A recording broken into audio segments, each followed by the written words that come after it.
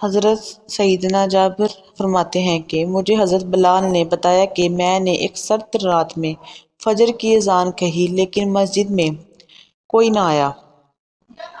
پیارے دوستو، رسول اللہ صلی اللہ علیہ وآلہ وسلم کو اللہ تعالیٰ نے عظیم اختیارات عطا فرمائے ہیں، جن کا اظہار حضور اکرم صلی اللہ علیہ وآلہ وسلم نے وقتاً فوقتاً فرمایا۔ احادیث کریمہ میں ان کا تذکرہ کثرت سے موجود ہے۔ علمائے اسلام نے اس موضوع پر متعدد رسائل تحریر فرمائے۔ یہاں ہم موضوع کی مناسبت سے حضور اکرم صلی اللہ علیہ وآلہ وسلم کے ان عظیم معجزات کو بیان کرتے ہیں، جن میں سردی کو دور کر دینے کا ذکر ہے۔ وَبِاللَّهِ التوفیق، نمازیوں سے سردی دور ہو گئی۔ حضرت سیدنا جابر فرماتے ہیں کہ مجھے حضرت بلال نے بتایا کہ میں نے ایک سخت سرد رات میں فجر کی اذان کہی لیکن مسجد میں کوئی نہ آیا۔ کچھ دیر بعد میں نے پھر اذان دی مگر اب کی بار بھی کوئی نہ آیا۔ جب رسول صلی اللہ علیہ وآلہ وسلم نے یہ ملاحظہ فرمایا تو پوچھا، لوگوں کو کیا ہوا؟ میں نے عرض کی، سخت سردی نے لوگوں کو مسجد میں آنے سے روک رکھا ہے۔ یہ سن کر آپ صلی اللہ علیہ وآلہ وسلم نے دعا فرمائی، یعنی اے اللہ، لوگوں سے سردی کو دور فرما۔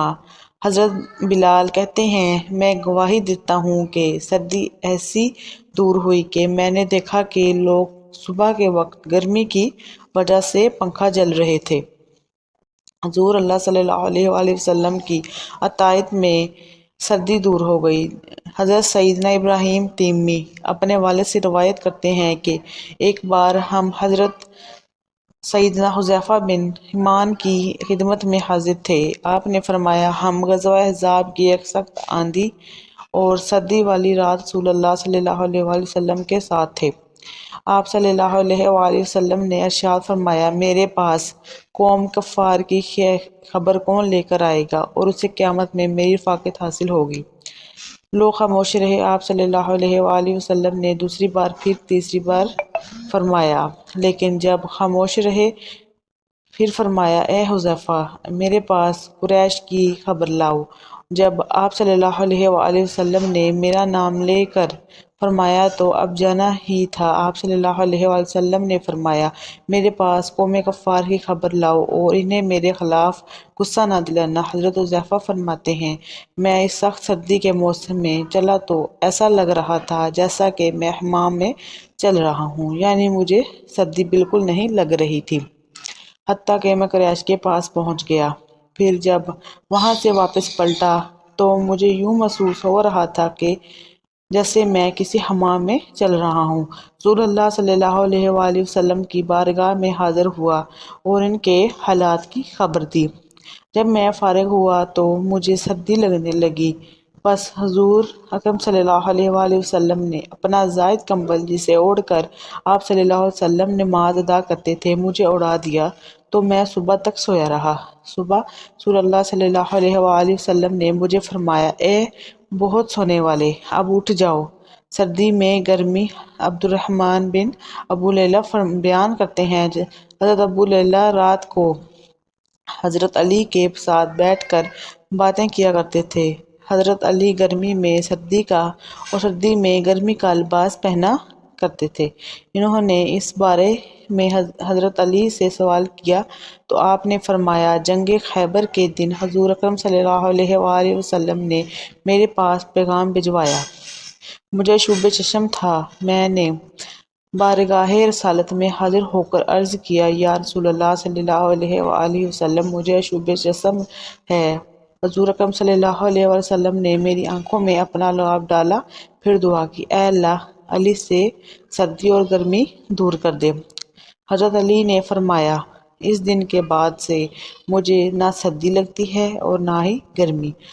اللہ پاک ہمیں اپنے پیارے رسول صلی اللہ علیہ وآلہ وسلم کی سچی محبت نصیب فرمائے۔ یقین مانیے، رسول اللہ صلی اللہ علیہ وآلہ وسلم نے اللہ پاک کی عطا سے جس طرح بطور معجزہ لوگوں سے سردی کی شدت کو دور کر دی، اگر ہم رسول اللہ صلی اللہ علیہ وسلم سے اطاعت و فرمانبرداری کا تعلق مضبوط کر دیں گے تو اللہ پاک کی رحمت سے حضور اکرم صلی اللہ علیہ وآلہ وسلم کی ایسی نظر کرم ہوگی کہ ہم سے ہمارے گناہ کی عادت کو بھی دور ہو جائے گی۔ جیسا کہ مسند امام احمد کی اس روایت میں ہے، حضرت ابو امامہ رضی اللہ عنہ سے مروی ہے کہ ایک نوجوان نبی اکرم صلی اللہ علیہ وسلم کی خدمت میں حاضر ہوا اور عرض کیا، یا رسول اللہ صلی اللہ علیہ وآلہ وسلم، مجھے زنا کرنے کی اجازت دیجیے۔ لوگ اس کی طرف متوجہ ہو کر اسے ڈانٹنے لگے اور اسے ہٹانے لگے، لیکن نبی پاک صلی اللہ علیہ وآلہ وسلم نے اس سے فرمایا، میرے قریب آ جاؤ۔ وہ نبی کریم صلی اللہ علیہ وسلم کے قریب جا کر بیٹھ گیا۔ نبی پاک صلی اللہ علیہ وآلہ وسلم نے اس سے پوچھا، کیا تم اپنی والدہ کے حق میں بدکاری کو پسند کرو گے؟ اس نے کہا، اللہ کی قسم کبھی نہیں، میں آپ پر قربان جاؤں۔ نبی اکرم صلی اللہ علیہ وسلم نے فرمایا، لوگ بھی اسے اپنی ماں کے لیے پسند نہیں کرتے۔ پھر آپ نے اس سے اس کی بیٹی، بہن، پھوپھی، خالہ کے بارے میں پوچھا۔ اس نے ہر بار یہی کہا کہ اللہ کی قسم کبھی بھی میں آپ پر قربان جاؤں۔ پھر نبی اکرم صلی اللہ علیہ وسلم نے اپنے دست مبارک اس کے جسم پر رکھا اور دعا کی، اے اللہ اس کے گناہ معاف فرما، اس کے دل کو پاک فرما اور اس کی شرمگاہ کی حفاظت فرما۔ راوی کہتے ہیں کہ اس دن کے بعد اس نوجوان نے کبھی بھی کسی گناہ کی طرف توجہ بھی نہیں کی۔